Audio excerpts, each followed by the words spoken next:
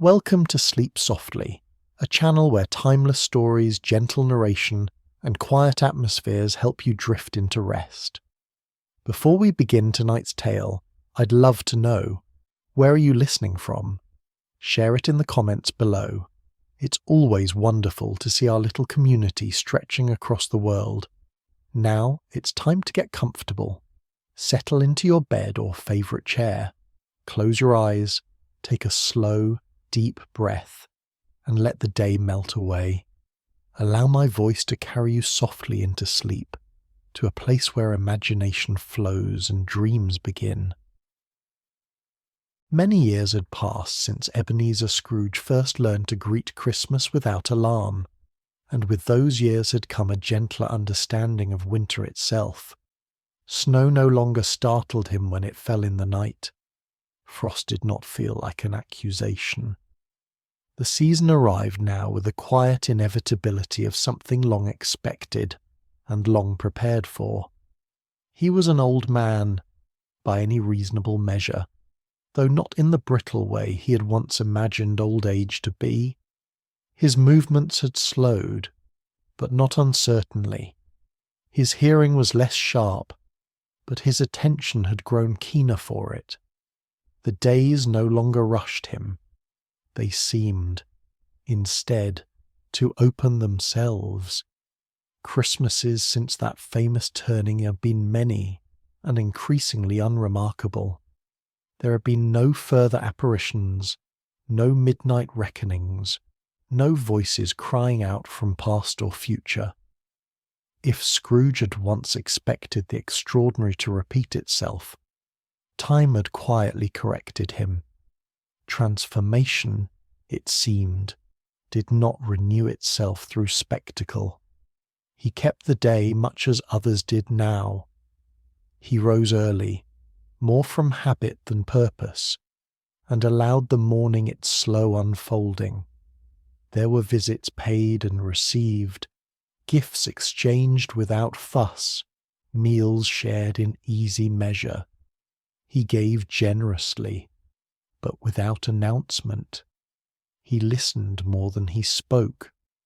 There were years when the house was full, and years when it was not, and both kinds passed without complaint. What surprised him most, in these later winters, was not how much had changed, but how little. The city still prepared itself with the same quiet industry. Shops still closed early, streets still softened as evening drew in, children still grew impatient with waiting, and older people with remembering. Christmas remained, in essence, itself.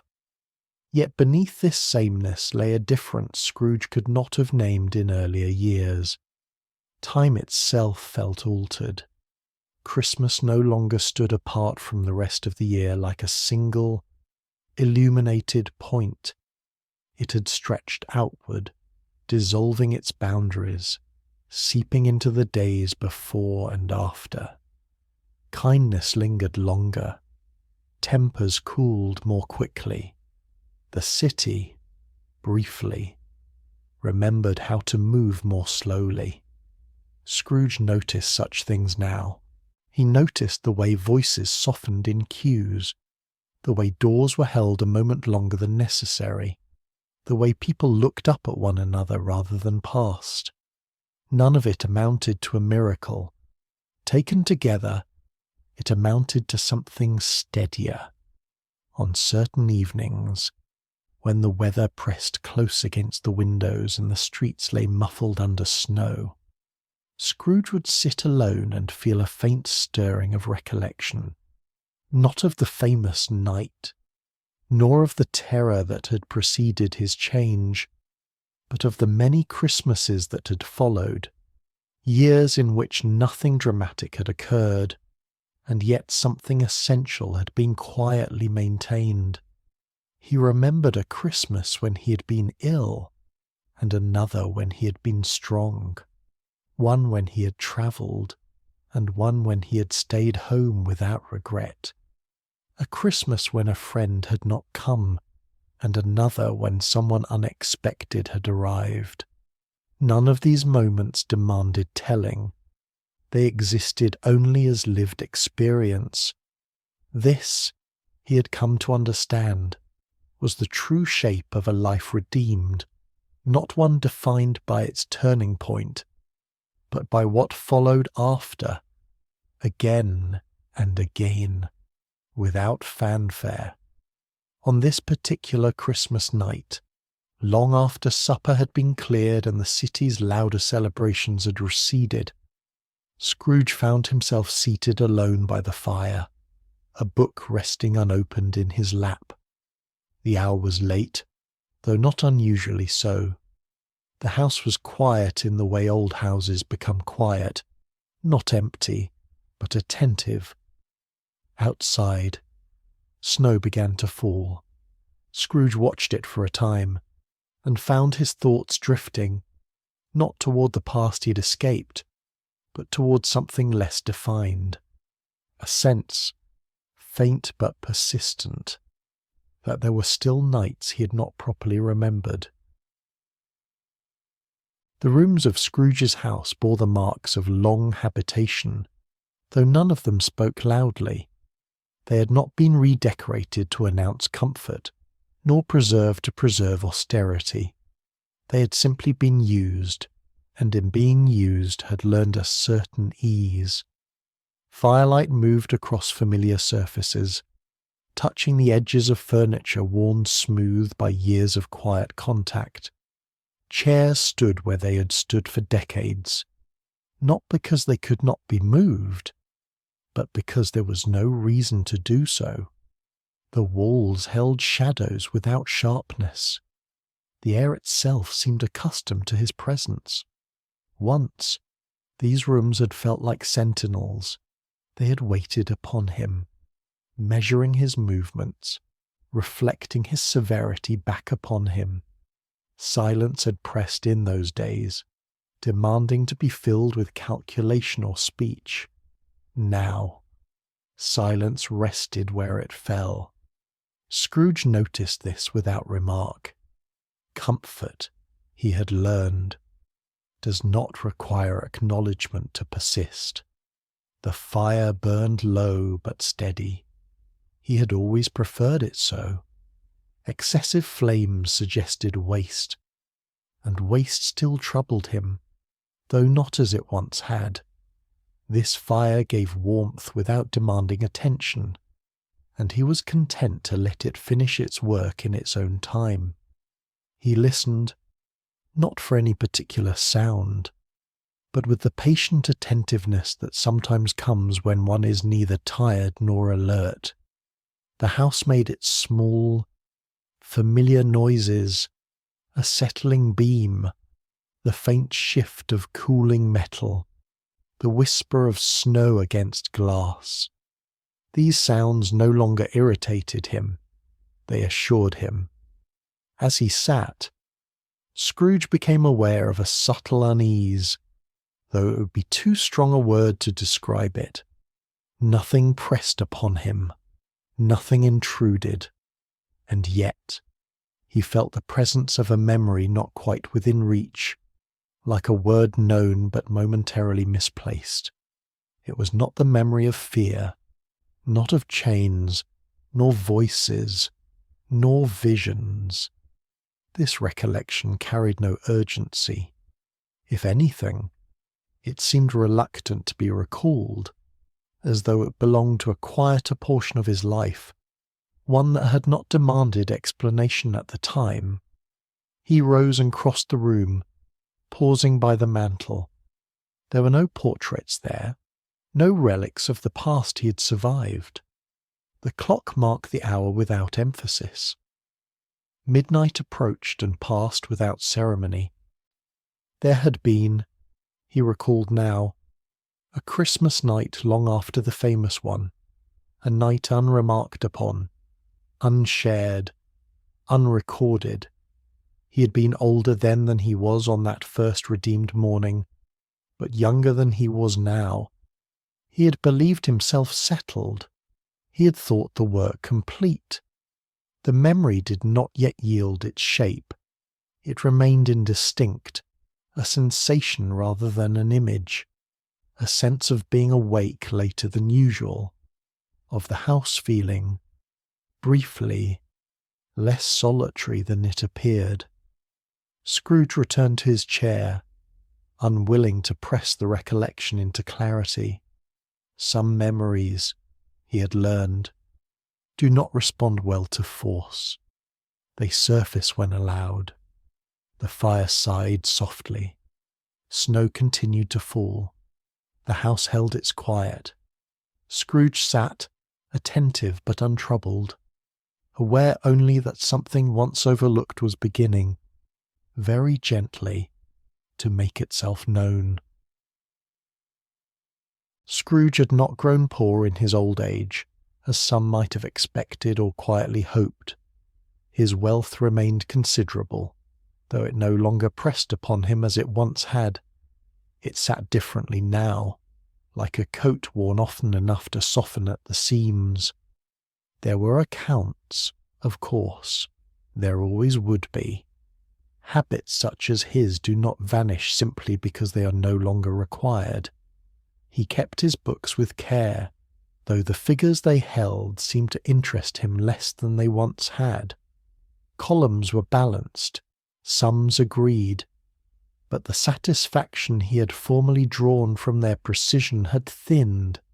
Money had become, to him, a means rather than a measure. He gave regularly, and he gave well. Not only at Christmas, though the season lent itself to such things, but throughout the year, in ways both obvious and obscure. He supported causes he believed in, and others he barely understood. He responded to letters without ceremony. He left instructions that were carried out without his supervision.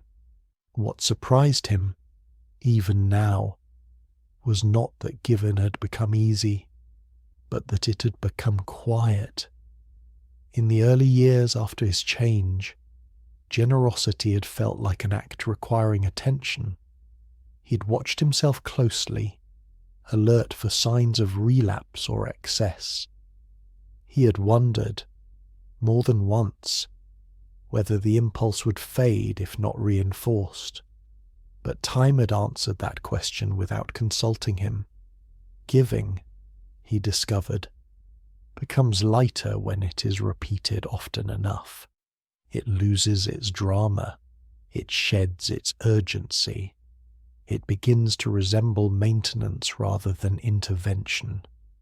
He thought sometimes of how wealth had once narrowed his life, pressing it into careful shapes, allowing no margin for error or surprise. Now it seemed to do the opposite. It widened things. It created space. He was no longer required to watch every edge. This did not mean indulgence. He lived simply still. The house remained much as it always had been. Meals were sufficient rather than lavish. Nothing glittered, nothing shouted. But there was ease where once there had been vigilance. Enough had become his most valued sum. On this Christmas night, seated by the fire, Scrooge felt the weight of his circumstances without discomfort. The warmth of the room, the steadiness of the flame, the quiet reliability of his surroundings. These were not luxuries, he reflected, but the natural consequence of years lived without panic. He wondered, not for the first time, how many people had come to associate his name with a single moment of transformation, and how few would think of the long, unremarkable labour that had followed. Redemption, as it turned out, was not a windfall. It was a salary, paid slowly, requiring attendance. The fire shifted, sending a small spray of sparks upward. Scrooge adjusted the log with a poker, careful not to disturb it too much. There was no need to hurry its progress. As he settled back, he felt again that faint stirring of recollection, not attached to money, nor to giving, but to something else entirely, a sense that there had been a moment, years ago, when all this quiet sufficiency had first been tested, not by want, by something harder to account for. The memory, when it came, did not arrive whole. It emerged in pieces, like a shape glimpsed through mist and recognised only by outline. Scrooge could not at first have said why that particular Christmas night had distinguished itself from the many others that had followed his change. It had not been difficult. It had not been lonely. Nothing had occurred that demanded explanation at the time, and yet it returned now with a persistence that surprised him. He remembered that he had been alone that evening, though solitude had long since lost its former sting. The house had been much as it was now, fire lit, supper finished, the city beyond its windows already settling. He had not felt restless. He had not been waiting for anything. Midnight had come and gone without incident. No bells beyond the ordinary marking of the hour. No interruption. No sense of foreboding. He recalled noticing this at the time, even remarking upon it to himself with a faint amusement. The world, it seemed, was content to leave him in peace. It was later, he thought, or perhaps simply quieter. The distinction mattered less than the feeling that accompanied it, that the house had altered its attention, not changed exactly, but shifted, as though it were listening rather than resting. He could not recall standing, or moving, or doing anything at all. The moment was defined by stillness, by the sense that something had been present without announcing itself, a presence not located in any one room, nor at any door or window. At the time, he had dismissed it. He had told himself, quite sensibly, that old men notice such things more readily, and that the mind, left idle, invents its own disturbances. He had returned to his chair. He had let the fire burn down. He had gone to bed. And yet, the feeling had not entirely gone with him. In the years that followed, the memory had surfaced now and again, usually when the house was quietest. He had never spoken of it. There had seemed no reason to do so. It did not fit with the story others expected, and he had learned that some experiences resist incorporation. Now, seated once more by the fire, Scrooge felt the edges of that night sharpen slightly, not enough to frighten him, not enough to compel action, just enough to suggest that something, once overlooked, was asking to be acknowledged. He did not yet know that this memory would lead him outward. He did not yet connect it with sound, or movement, or the city beyond his door. He knew only that it belonged neither to fear nor to regret, but to a quieter category altogether. An invitation, perhaps, though to what he could not have said. The fire settled. The clock advanced. The house held its breath. And Scrooge, without unease, held his own. The clock upon the mantel was an honest one, not ornate, not sentimental, and therefore well suited to Scrooge. It did not chime with theatricality. It did not labour to be heard. It marked its hours plainly, like a clerk who knows his work and does not seek applause for doing it. Scrooge sat with his hands resting lightly upon the arms of his chair, watching the fire change shape as fires do when left to themselves. The book upon his lap remained unopened. He did not feel distracted by that. Books could wait. The night, in its quieter moods, could not. Outside the window, snow continued to fall with a steadiness that made no claim to beauty. It came down because it was winter, because the air required it, because the city would look different in the morning, and that difference would be accepted without debate. In earlier years, Scrooge had regarded night as an interruption. Darkness, to him, had once been merely the time in which business could not be conducted. It offered no profit, and therefore no comfort. Later, after his change, nights had sometimes frightened him by association, as though any midnight might reopen an old chapter. But time had worn those edges down. The hours after dusk had become their own portion of life, neither threat nor waste. He had learned, slowly, that the world does not stop when the ledger closes. It merely changes its manner.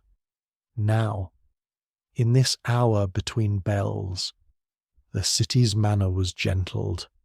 Somewhere at a distance, far enough to be indistinct, close enough to be real, a last carriage rolled and then ceased.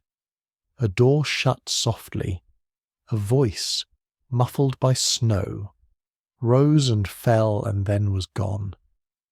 These were not disturbances, only proofs that London still lived even when it rested. Scrooge listened, not with suspicion, but with the patient curiosity of age. The smallest sounds carried farther in such weather. They seemed to travel, unhurried, from one end of the world to the other. He found himself thinking again of that earlier Christmas night, the one that returned to him in fragments. He remembered, now, that it had been much like this, not remarkable, not storm-tossed, simply quiet in a particular way, as though the city had exhaled and remained, for a moment, in the ease of its own breath. Midnight approached without ceremony. He watched the hands of the clock draw closer together and wondered, faintly, at the old habit of attaching meaning to such a point. People spoke of midnight as if it were a door that opened, yet for most, it came and went unnoticed. It was only a number changing its face, and still, there was something about that turning that made the mind more attentive. The clock chimed. 1, 2, 3. Each note fell into the room and was absorbed by it. The sound was neither bright nor heavy. It simply occurred.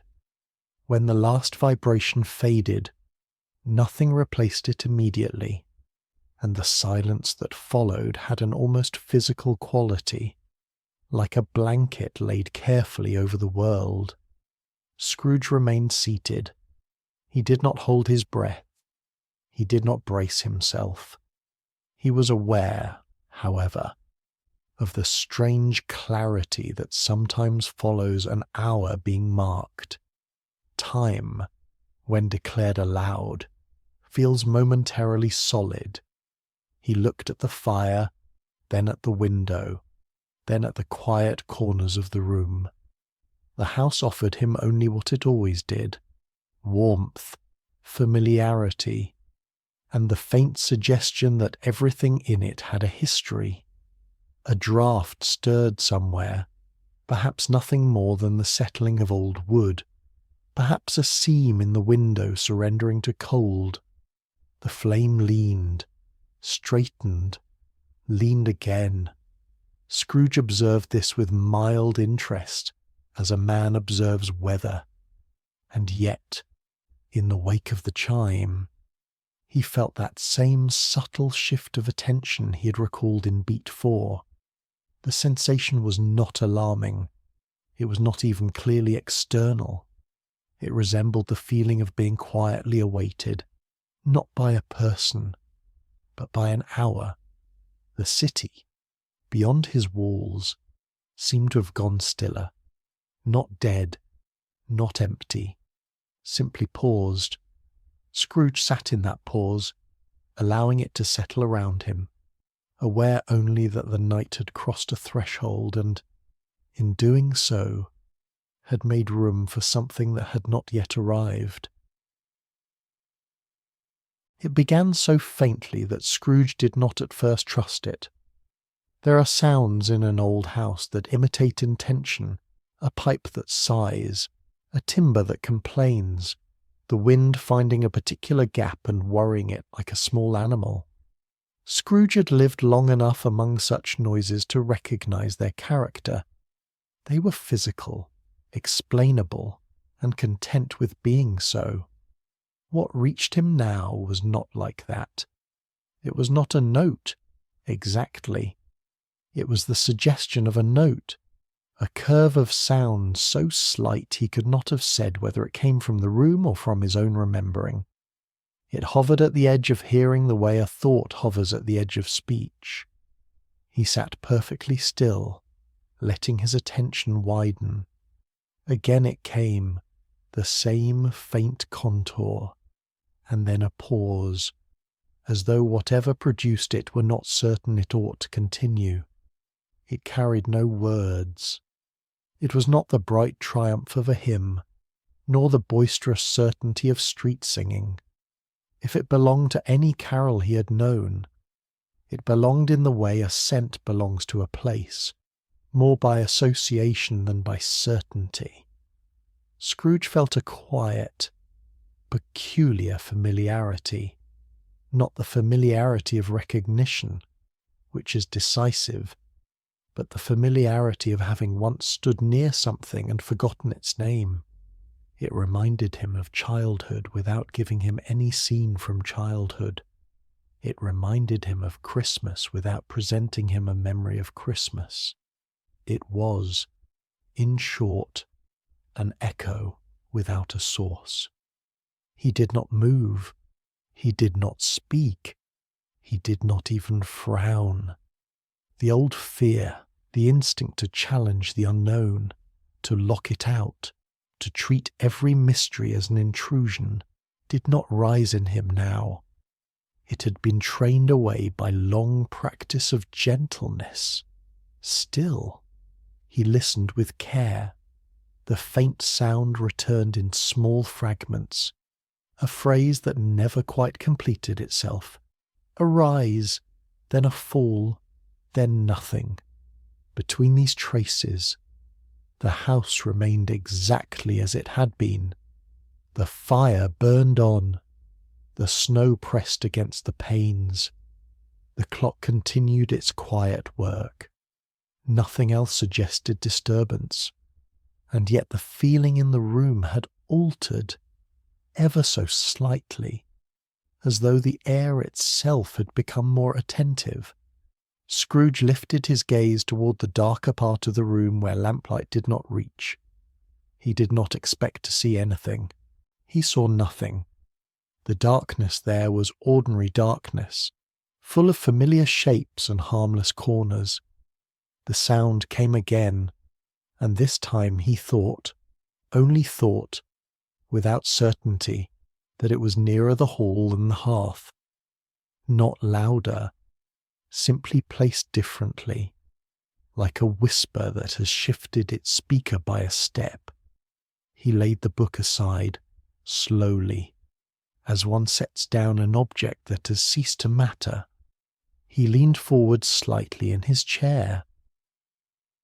The movement was minimal, but it seemed to change his relation to the room. He was no longer merely resting in it. He was attending to it. A curious thing happened then. The sound did not strengthen, but his awareness of it did. It became clearer not because it grew, but because he ceased to doubt it. His hearing, though aged, had learned to pick out what mattered. The faintness remained, but the pattern emerged. It was melody, not complete, not confident, not even fully present, but shaped. It suggested a line that might be sung, or might once have been sung, by voices that did not sing for display. It carried the feeling of breath and human timing, though it did not yet reveal any human mouth. Scrooge felt his chest loosen with a small, involuntary exhale. He was not frightened. He was, if anything, quietly moved, and annoyed with himself for being moved, as though emotion had interrupted his sense. He stood, not in a rush, not as one compelled, simply as one who has heard his name spoken softly from another room and wishes, without drama, to discover whether it was so. He took one step, then another, moving toward the hall. The floorboard creaked under his weight in the ordinary way. The house did not react. The melody did not flee. It remained faintly present, continuing without insisting upon being followed. Scrooge paused at the threshold, his hand resting lightly against the door frame. He still did not know what this was.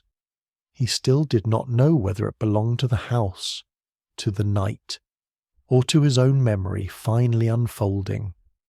But it was there, and it was, unmistakably, not finished.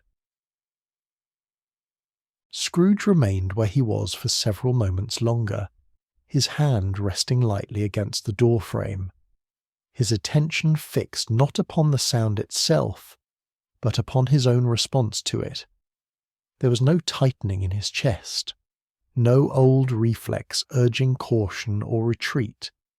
The absence of these things surprised him more than the sound had done. Once, the faintest irregularity would have sent his thoughts racing ahead, constructing explanations, defences, exits. Now, he found himself simply standing, attentive, without agenda. He took another step into the hall. The melody did not strengthen. It did not retreat. It remained what it had been, a suggestion rather than a summons. Its patience struck him as significant. Whatever its nature, it did not require pursuit. The hall was dim, lit only by the low spill of firelight from behind him. Familiar shapes occupied their accustomed places. The hat stand stood ready, its hooks empty. The door showed no sign of disturbance. Nothing in the house appeared altered by the sound's presence. Scrooge paused, listening again. The sound returned, and with it the same slight impression of placement, not louder, not clearer, but positioned somewhere beyond the immediate room. He could not have said whether it came from the stair, the front door, or the street beyond. It was simply not here. He smiled faintly at this. Once, such uncertainty would have unsettled him. He had required clarity before motion, explanation before response. Age had rearranged those priorities. There are, he had learned, moments when understanding follows only after one has already stood up. He moved toward the door. Each step was unhurried. He did not feel watched. He did not feel compelled. The house did not resist him. It neither urged him onward nor sought to hold him back. It behaved, in this respect, exactly as it always had. The melody lingered at the edge of his hearing, steady in its restraint. It neither confirmed nor denied his approach. It simply continued. Scrooge reached the door and laid his hand upon the handle. The metal was cold beneath his palm, as he expected it would be. The familiarity of the sensation anchored him. Whatever lay beyond, The present moment remained entirely his own. He hesitated, not from doubt, but from habit. A lifetime of careful thresholds does not vanish altogether. Then, without ceremony, he turned the handle. The door opened. The night received him without remark. Snow lay upon the step in a thin, even covering, untouched by any recent passage. The air was colder than the house, but not sharply so. It did not strike him as hostile. It felt, rather, like an extension of the quiet he had already entered. Scrooge stepped out and drew the door closed behind him with care. The latch settled into place with a soft, domestic sound. Nothing followed him out. Nothing hurried to replace him within. The street before him was empty, though not abandoned. Lamps burned low, their light softened by falling snow. Roof lines blurred gently into the sky. The usual hard lines of the city had been eased, as though London itself had chosen to rest its features for the night. The melody was there, not louder, not clearer, but now, unmistakably, outside. It drifted along the street without haste, neither approaching nor receding. It did not seem to issue from any particular doorway or window. It belonged, for the moment, to the space between buildings, to the street itself, in the way certain smells or sounds belong to a place without being owned by it. Scrooge stood still, allowing his senses to adjust. The cold touched his face. Snow gathered lightly upon his coat. His breath formed and faded in the lamplight.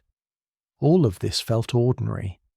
The melody, though unfamiliar, did not disrupt that ordinariness. It lay within it. He took a few steps forward, his boots making only the softest sound. The snow accepted them without protest.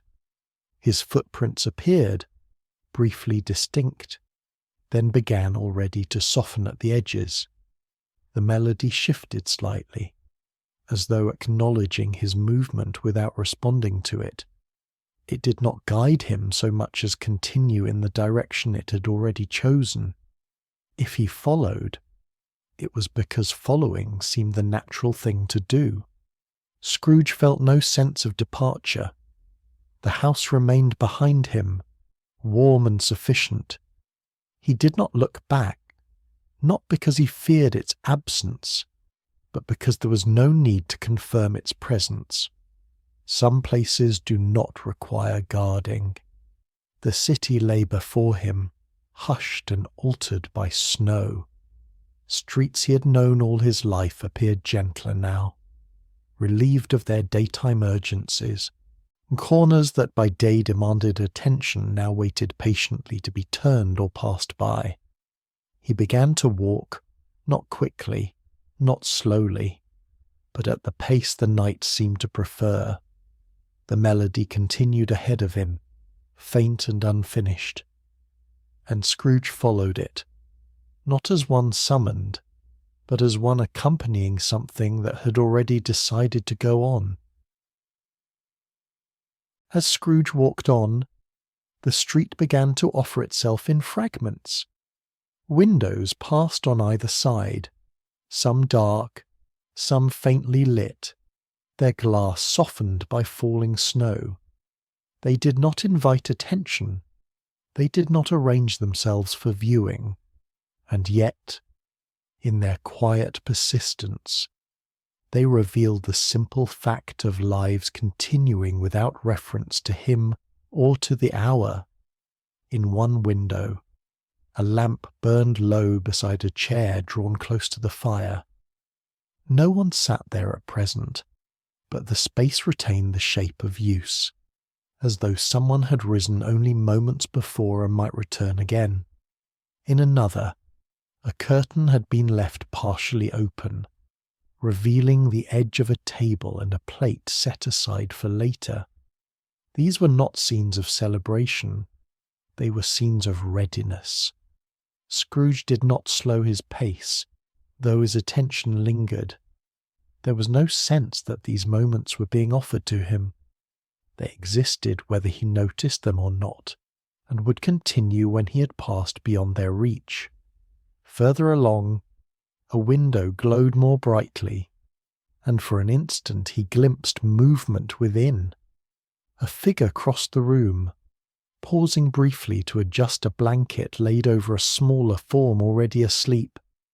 The gesture was practiced, unthinking. It did not ask to be seen. The snow thickened slightly, altering the view almost as soon as it was granted. The window dulled again. The street reclaimed its quiet. Scrooge felt no urge to catalogue these sights. He did not attempt to assign them meaning. They formed, instead, a steady rhythm to his walk, a reassurance that the city had not gathered itself for his sake. It was simply being what it was, one room at a time.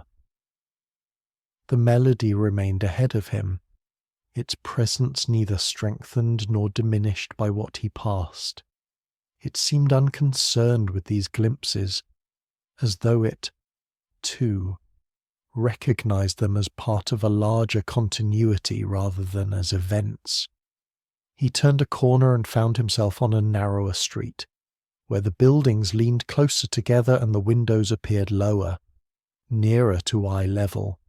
Here, the signs of life were subtler still, a candle stub burning near its end, a pair of boots set carefully beside a door, snow brushed away from a step and then already settling again. Nothing in these moments required explanation. They were complete as they stood. Scrooge walked on, aware only that the city was full, even in its quietest hours, and that its fullness did not depend upon witness. As the streets narrowed and the lamps grew fewer, Scrooge became aware of a different kind of recognition. It did not come all at once, nor did it announce itself with certainty. It arrived, rather, as a faint alignment of memory and sight, this sense that some of the faces he passed, briefly illuminated and then lost again to shadow, bore a familiarity he could not immediately place. A man emerged from a doorway ahead of him, drawing his coat close against the cold before setting off in the opposite direction. Their eyes met for the briefest moment, and in that exchange Scrooge felt a subtle shift, as though some old thread had been gently tugged. He did not know the man's name. He could not have said when or how they had crossed paths before, and yet something in the set of the shoulders, the steadiness of the gaze, suggested a connection not entirely accidental. Further on, a woman stood at a stairhead, visible through a narrow window, listening for a sound from above before turning away. Her posture carried with it a patience Scrooge recognized, not as a trait admired from a distance, but as a habit learned through repetition. He felt, without being able to justify it, that such patience had not always come easily to her. These recognitions did not present themselves as revelations. There was no accompanying surge of emotion. No voice named their significance. They passed through him quietly, leaving behind only the impression of continuity. Scrooge understood, then, that he was not being shown outcomes, but processes. Lives do not turn upon single moments, however dramatic. They are shaped instead by countless small adjustments, most of which pass unnoticed even by those who make them. He felt no desire to trace these lives back to himself.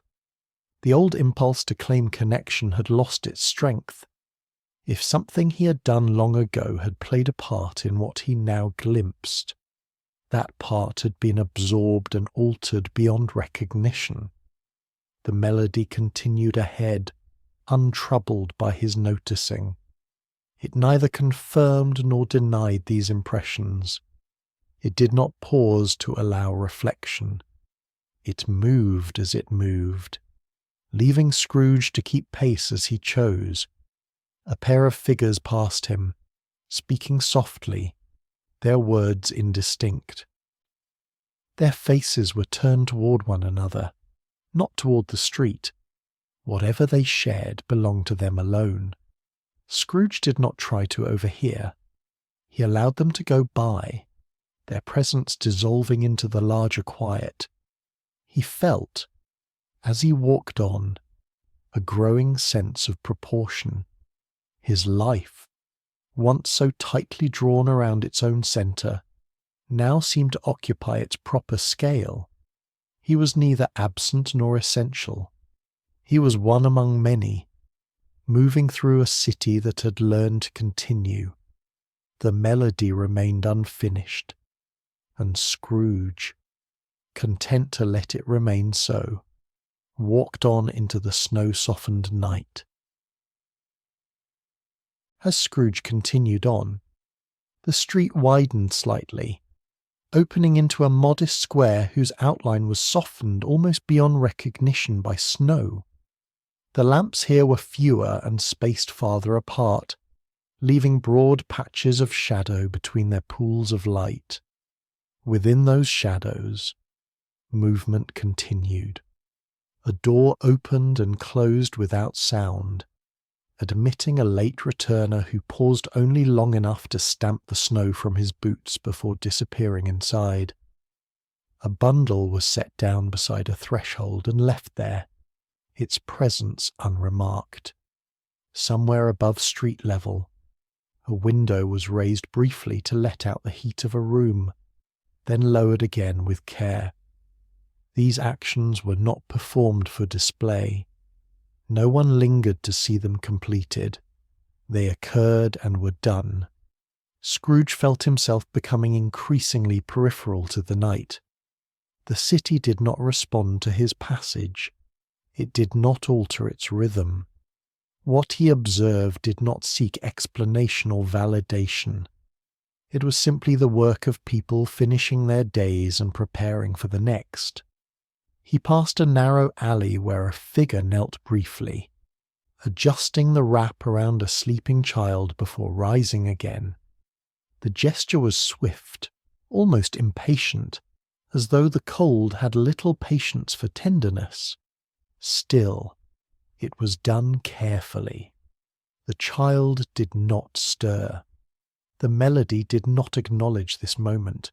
It did not swell or soften in response. It moved on, unconcerned, leaving Scrooge to absorb what he would. Further along, he saw a hand extend from a doorway and place something upon a window-sill. A loaf, perhaps, or a parcel wrapped in cloth. The hand withdrew at once. The object remained. Snow began immediately to gather upon it, as though to conceal the act from view. Scrooge did not stop. He did not slow. He understood that to linger would be to impose a witness where none was intended. These acts were complete in their doing. They did not require acknowledgment to retain their value. Once, he reflected, he had believed joy to be loud. He had trusted only what declared itself openly, what could be pointed to and confirmed. But here, in the city's quieter passages, joy appeared differently, not as celebration, but as steadiness. It moved hand to hand without ceremony. It passed through rooms without leaving a mark. It did not pause to be named. Scrooge felt no elation at this discovery. It did not strike him as new. Rather, it felt like something he had always known, and had only now learned to recognize. He walked on, allowing the night to proceed without him. As the square narrowed again into street, Scrooge became aware of a different sensation, not visual this time, but internal. It was the feeling of weight shifting. He had once lived with a constant sense of tallying, as though the world required continuous calculation to remain in balance. Every action, every exchange, every kindness or slight had demanded its place in an invisible ledger. He had believed that vigilance was the price of order. Now, walking through the snow, that vigilance felt strangely unnecessary. He sensed that there was an accounting underway, but it was not one that could be inspected. It did not admit columns or totals. It was composed instead of innumerable small actions, each insufficient on its own, yet together forming something stable. A shopkeeper counted out coins fairly, though no one watched his hands. A word was withheld where once it would have been spoken sharply, and the restraint passed unnoticed. A light was left burning longer than required, not for comfort, but so that someone returning late would not enter darkness. These entries were made and closed without record. They did not accumulate interest. They did not seek acknowledgement. Scrooge felt the presence of this small account as one feels weather changing before the sky declares it. It was not something he could have proven, even to himself, and yet it was unmistakably there. What struck him most was that this account did not appear to belong to anyone. It was not his. It was not the city's. It did not answer to authority or intention. It persisted because it was sustained by many hands, none of which could claim it as their own. He felt a quiet loosening in his chest, as though some long-held tension had been eased without his permission. The impulse to measure, to ensure, to confirm, all of it seemed less urgent now, almost unnecessary. This was not relief. It was adjustment. Scrooge continued walking, lighter than before, though nothing outward had changed. The melody remained ahead of him, still unfinished, still patient. It did not hurry him. It did not promise conclusion. The account, whatever its nature, did not require settlement. It required only that it be allowed to continue.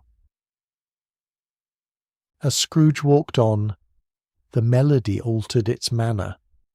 It did not grow louder, nor did it sharpen into anything he might have named with confidence. What changed instead was its texture. Where before it had hovered like a memory without a source, it now carried with it the unmistakable signs of effort, breath drawn, breath released, the faint unevenness that no instrument ever quite disguises. He slowed without meaning to. The sound possessed timing now, not strict, not measured, but human. It paused where a singer might pause to gather breath, then resumed with a slight variance, as though adjusting itself to the cold or to the company it kept. The melody wavered, recovered, wavered again.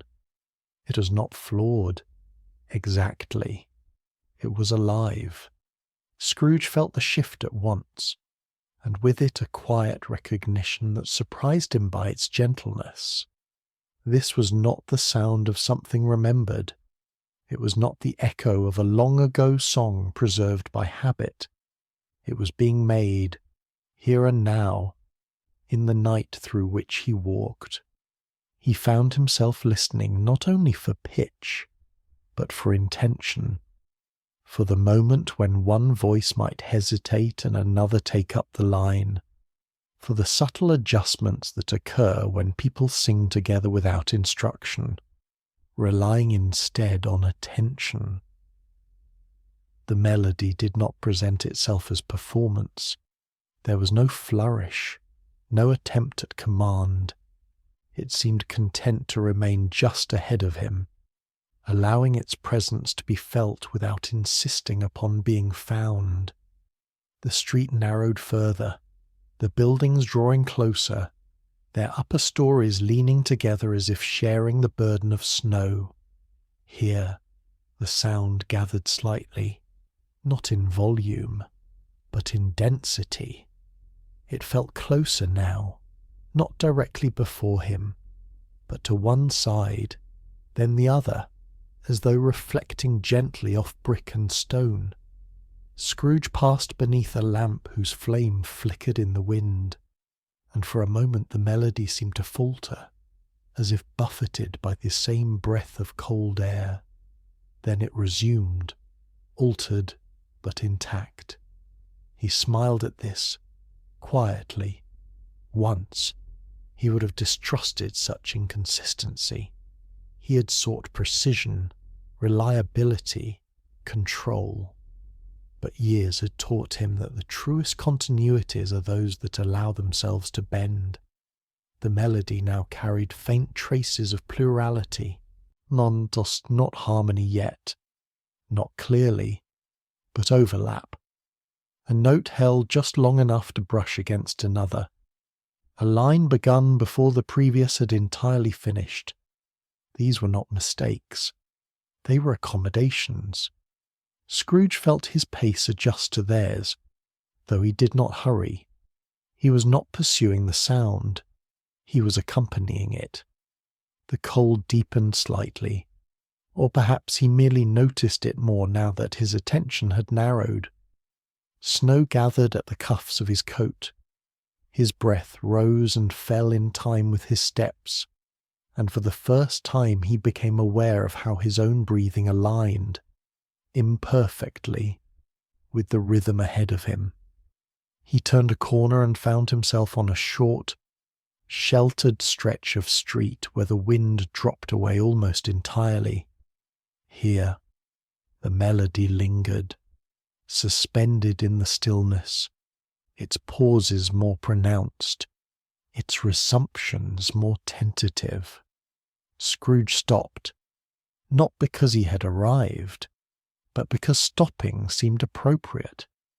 The sound did not retreat. It did not advance. It remained near enough now that he no longer doubted its source lay outside himself. It was being sung. By whom? He could not yet have said. The singers did not appear all at once. Scrooge noticed them gradually, as one notices figures emerging from shadow when the eye has adjusted to low light. They stood along the sheltered side of the street, close to the buildings, their forms half claimed by darkness, half revealed by the nearest lamp. There was no arrangement to them, no clear centre. They were grouped by convenience rather than design, drawn together by cold and by the shared necessity of standing close enough to hear one another. He saw a man with his collar turned up high, his breath visible in short bursts. A woman with her hands clasped at her waist, fingers red from cold. A younger figure near the edge of the group, shoulders drawn in, singing with careful attention, as though determined not to lose the line. They did not look toward Scrooge. They did not look toward anyone. Their attention was held among themselves, passed quietly from voice to voice. When one faltered, another sustained the line. When a note bent under the strain of cold, it was not corrected, only absorbed. There was no book, no conductor, no sense that this was anything other than what they had decided to do with this portion of the night. Scrooge stood a little apart, near enough to hear clearly, far enough not to intrude. He did not feel hidden. He felt, rather, irrelevant in the best possible way. The carol they sang was unfamiliar to him, though it carried the shape of many he had known. Its verses wandered. Its refrain returned imperfectly. Some voices knew it better than others. None of this diminished it. If anything, it made room for those who did not. It was not sung loudly. It did not seek to carry beyond the street. It existed for the singers and for the night they inhabited. Snow fell among them without pause, settling on shoulders and hats, melting slowly with the warmth of breath. Scrooge felt no surge of revelation, no sudden clarity. What he felt instead was a deepening of something already present, a sense that this moment did not require explanation to justify itself. When the final line faltered and fell away, it did so without conclusion. No one hurried to fill the silence. The singers exchanged glances, small nods. One or two smiled, not broadly, but with a quiet acknowledgment of having kept something going together. They did not disperse at once. They remained for a moment, as though listening to the street resume its ordinary breathing. Then, without ceremony, they began to drift apart, turning toward different paths, different doors. The melody did not end. It loosened, thinned, and passed into the night, altered by each departing voice. Scrooge remained where he was, watching as the street returned to itself. He did not feel instructed. He did not feel summoned. He felt only that he'd been permitted to stand near something that would have occurred whether he was present or not. The snow continued to fall. The city did not wait, and the night, still unfinished, held its quiet. Scrooge did not expect anything further to occur. He remained standing where the singers had been, though the street had already begun to resume its ordinary character. Snow continued to fall. Lamps burned as before. A door opened somewhere down the way, then closed again. The night did not hold itself in readiness. It did not wait for him to respond. This absence of demand struck him more forcibly than any command might have done. Once, such moments would have unsettled him. He had lived for years in expectation of consequence, trained to look for instruction in every disturbance. The extraordinary, when it had first visited him, had come laden with meaning and insistence. It had pointed, warned, corrected. It had required action. Here, there was nothing of the sort. The singers had not addressed him. They had not turned to acknowledge his presence, nor altered their course because of it. Their carol, such as it was, had not been offered as counsel or reminder. It had existed, completed itself, and passed on without reference to him. Scrooge felt no disappointment at this. If anything, he felt relieved. He had grown used, over the years, to being associated with lessons. Others spoke of him in terms of example or warning, as though his life served best when summarized. He had accepted this with good humour, understanding the convenience of such stories. But standing now in the quiet street, he recognized how rarely life itself conformed to that arrangement. This night did not seek to instruct him. It did not rehearse his past or interrogate his present. It did not gesture toward the future. It allowed him to stand within it without obligation. The melody, thinned now by distance and dispersal, lingered only as a trace, not a sound to be followed, but a remainder. like warmth left in the air after bodies have passed through it. Scrooge listened without effort, aware that what remained was no longer something he could locate. He thought briefly, and without bitterness, of how often he had once demanded clarity from the world, how fiercely he had insisted that things declare their purpose before he would engage with them. That habit had protected him, perhaps, but it had also narrowed him. Now, he felt no need to ask what this moment meant. The street did not reply. Snow gathered where footsteps had been, smoothing their edges until they belonged no more to one person than another. The city did not record his presence. It did not record the singing either. It continued, indifferent and sufficient. Scrooge drew a slow breath and let it out again. He did not feel changed by what he had witnessed, nor did he feel confirmed.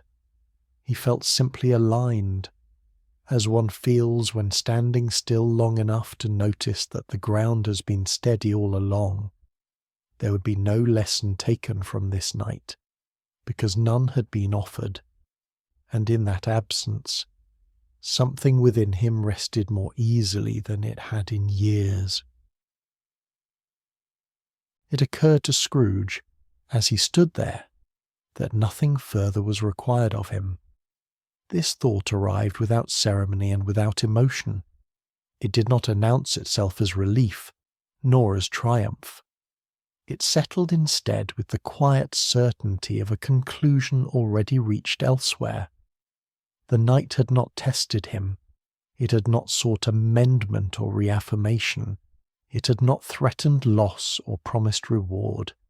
It had simply unfolded, and in doing so had demonstrated that whatever work had once been demanded of him no longer required his attention. Scrooge felt no urge to look over his shoulder, nor to scan the street for signs he might have missed. He trusted, now, that if something had been asked of him, he would have known it. He thought of the earlier visitations, long past, with their urgent instruction and unmistakable purpose. Those nights had stood like signposts, directing him away from a future he could not bear to face. This night was different. It pointed nowhere. It offered no warning. And yet, he sensed completion all the same.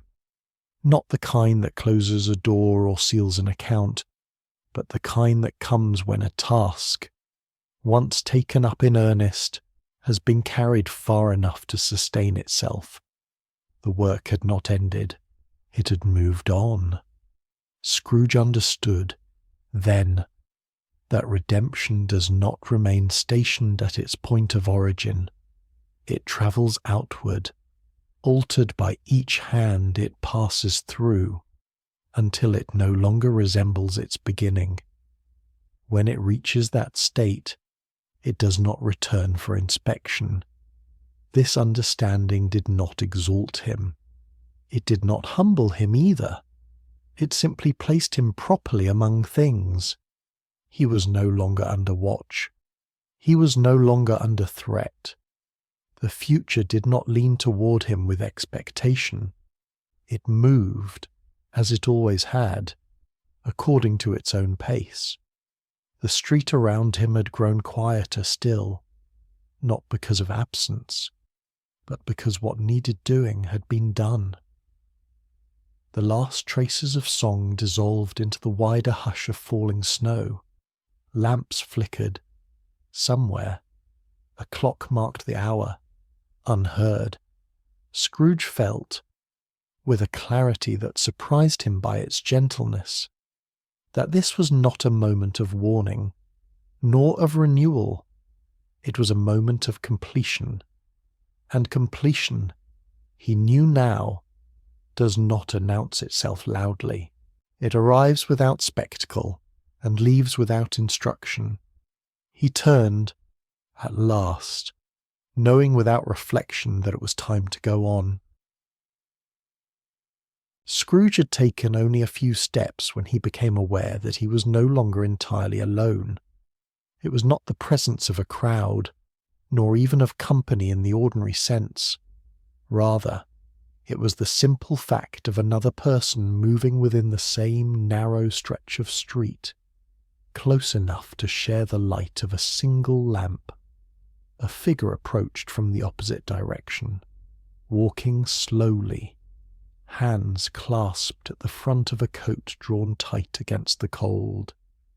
The person's head was slightly bowed, not in weariness, but in attention, as though the ground itself required careful regard. They did not alter their course on seeing him. Neither did Scrooge. The moment did not carry the weight of an encounter. It was simply two lives continuing along their respective lines until those lines briefly crossed. As they drew nearer, the figure lifted their head. Their face was not unfamiliar, though Scrooge could not have said from where he knew it. Perhaps he had passed them many times before, their features absorbed into the larger texture of the city. Perhaps he had never seen them at all. The distinction seemed unimportant. They met one another's gaze for a moment longer than courtesy strictly required. There was no greeting, no exchange of words, and yet something passed between them all the same, a recognition without content, an acknowledgement unburdened by explanation. It was the sort of look shared between those who find themselves awake at the same unlikely hour and recognize, without inquiry, that this wakefulness is enough to be shared. The figure inclined their head, not formally, not deliberately, but with the faintest motion, as though responding to a thought rather than to a person. Scrooge found himself returning the gesture without having decided to do so. It was not gratitude. It was not farewell. It was something simpler still, a mutual acceptance of the moment as it was. They passed one another without breaking stride. Scrooge did not look back. He did not need to. The encounter did not require preservation. It had not been given for that purpose. As he continued on, he felt the exchange settle within him, not as emotion, but as balance. There had been no obligation in it, no demand to carry anything forward. It had occurred and concluded cleanly, like a breath drawn and released without effort. He thought, fleetingly, of how often blessings are imagined as weighty things, bestowed, received, remembered. This had been none of those. It had not named itself as blessing at all, and yet it had sufficed. The street ahead opened once more into familiarity. The houses stood a little farther apart here. The lamps were brighter. The snow lay thinner, disturbed already by earlier passage. Scrooge felt the night easing him onward, not away from what he had witnessed, but back toward what waited. The melody, now barely perceptible, did not reassert itself. It did not follow him. It did not withdraw pointedly. It simply ceased to occupy his attention, as things do when they have completed their work. Scrooge walked on, neither hurried nor lingering, carrying with him nothing he felt compelled to name. The streets grew more familiar with each turn, not because Scrooge marked them consciously, but because his body recognized them without instruction. He did not retrace his steps exactly. The city offered him a slightly different route back, and he accepted it without question. There was no reason, now, to return by the same way he had come. The night did not insist upon symmetry. Snow continued to fall, though more lightly. In places, It had already been disturbed by earlier walkers, its surface broken into a pattern of crossings and departures. These traces did not trouble him. They suggested company without presence, movement without urgency. As he walked, Scrooge felt no need to rehearse what had passed. The old habit of review, of taking an event apart to examine its components, did not rise in him. He trusted that whatever mattered would remain without his assistance. When his house came into view, it did so without announcement. The windows glowed faintly, the fire still holding its warmth. Nothing in its appearance suggested that he had been absent at all. It stood, as it always had, ready to receive him without question. He paused briefly at the gate, brushing the snow from his coat. The gesture was habitual, unthinking. It marked the transition from street to home without ceremony. The key turned easily in the lock. Inside, the house welcomed him with the same quiet attentiveness it had shown earlier. The air was warmer. The familiar scents of wood and ash lingered. The chair by the fire stood as he'd left it. The book lay where he had set it down, its place remembered without aid. Scrooge closed the door and stood for a moment in the hall, listening. The house offered him no echo of the night beyond its walls. It did not intrude upon what he had witnessed. It simply resumed its role, holding space without inquiry. He returned to the fire and seated himself once more. The embers glowed softly, sufficient for warmth if not for light. He did not add fuel. There was no need to extend the flame beyond its natural course. A deep, unremarkable weariness settled upon him then, not exhaustion, but the honest fatigue that follows a night well spent without excess. He felt himself sinking into the chair, his thoughts loosening their grip. Outside, the city continued its quiet labour. Inside, the house prepared itself for rest. Scrooge sat between these two continuities, neither pressing upon him. He did not yet sleep, but he felt the day, and the night with it, beginning to close. Scrooge did not undress at once. He sat by the fire a little longer, allowing the warmth to reach him gradually, as though it were something to be received rather than taken. The chair held him comfortably. The room made no demands. The night, having delivered what it would, did not linger. His thoughts slowed without effort. They did not arrange themselves into conclusions, nor did they seek review. The old habit of reckoning, of measuring the day, of weighing its contents against some internal scale, did not present itself. There was nothing he felt obliged to count. When he did rise, it was with the unremarkable certainty of one who knows the way well enough not to consider it. He banked the fire lightly and moved through the house with care born of long familiarity. Each room accepted his passing without response. In his bedchamber, he paused briefly at the window. Snow lay clean upon the sill. The city beyond was dim, its outlines softened almost to abstraction. Somewhere far off, a sound might have been a voice, or might have been nothing more than the wind turning a corner. He did not listen for it. He lay down and drew the covers up with a small, habitual motion. The mattress yielded as it always had. The ceiling above him held no figures. The darkness arrived without threat. Sleep came to him not as escape, nor as reward, but as continuation.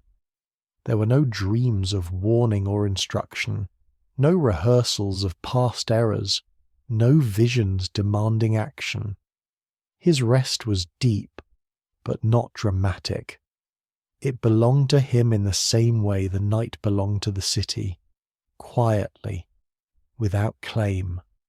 In that sleep, he did not return to the narrow street, nor to the singers, nor even to the melody itself. What remained was not image, but condition, a steadiness, a sense of having arrived where nothing further was required. The hours passed. The clock marked them without his hearing, and Scrooge slept as one who trusted the morning to come without his supervision. Morning did not begin with him. Long before Scrooge stirred, the city resumed its quiet work. Snow was brushed from steps. Fires were coaxed back to life. Doors opened and closed with the same careful motions they always had. The day assembled itself without instruction. Somewhere, a voice lifted in song. It was not the same voice, nor the same tune. It did not know of the narrow street, nor of the night just past. It belonged to a different hour, a different need, and yet it carried the same impulse to hold something gentle in common, if only for a moment. The carol Scrooge had followed did not end with his sleep. It did not remain attached to his understanding, nor to his memory of it. It passed outward, altered by weather, by distance, by other lives taking it up and letting it go again. It did not require a keeper. Redemption, once set in motion, does not circle back to its beginning. It moves on, reshaped by each hand it passes through, growing less recognizable and more durable with every exchange. When Scrooge did wake, it was to an ordinary light and an ordinary hour. The fire had cooled. The room held no trace of the night beyond its familiar stillness. He rose, dressed, and began the day as he had begun so many others since his great change, attentively, without fear, without expectation of marvel. The city did not pause to acknowledge him, nor did it need to, for the work that had once required ghosts and warnings now continued without escort, kept alive by countless small acts performed and forgotten, and somewhere, always somewhere, a song found breath again, not to instruct, not to conclude, but simply to keep time, quietly,